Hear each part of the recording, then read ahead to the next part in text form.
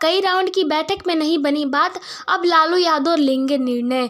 नमस्कार, सुबह सवेरा news channel में आप सभी का स्वागत है। सुबह सवेरा न्यूज़ चैनल पर आप सब नए हैं तो लाइक और सब्सक्राइब करना नहीं भूले। समाचार विस्तार से। सीट बंटवारे को लेकर इंडी गठबंधन में घमासान मचा हुआ है। राजद कम सीट मिलने से नाराज होकर अब अलग चुनाव लड़ने की तैयारी में है। ऐसे में अगर गठबंधन में टूट होती है तो इसका असर विधानसभा चुनाव में दिख सकता है।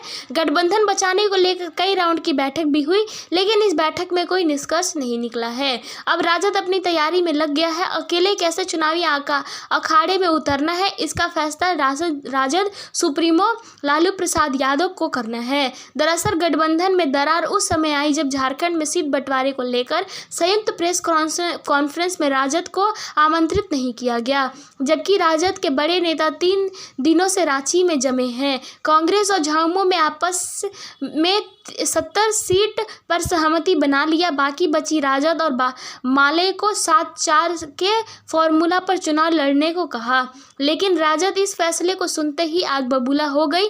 खुद राजद के केंद्रीय प्रवक्ता मनोज झा ने मीडिया के सामने कहा कि अपमानित कर गठबंधन नहीं हो सकता है, हमारे पास सभी विकल्प खुले हुए हैं, अकेले भी चुनाव लड़ने की हिम्मत रखते हैं। अब इस बयान से सियासी पारा और भी बढ़ गया है। अब गठबंधन बचाने की मुहिम शुरू हुई और इसके बाद राजद के नेताओं के साथ देर रात हेमंत सोरेन ने बैठक की। इस बैठक में कोई निर्णय नहीं निकल सका। आखिर में नाराज नेता वापस मुख्यमंत्री आवास से निकल गए। जब अलग रणनीति बना रहे हैं, राजद का दावा है कि 15 से 18 सीट पर संगठन मजबूत है। कई ऐसी सीटें हैं जहां पिछले चुनाव में दूसरे नंबर पे थे, फिर समझौता क्यों करेंगे। किसी दबाव में गठबंधन नहीं स्वीकार है।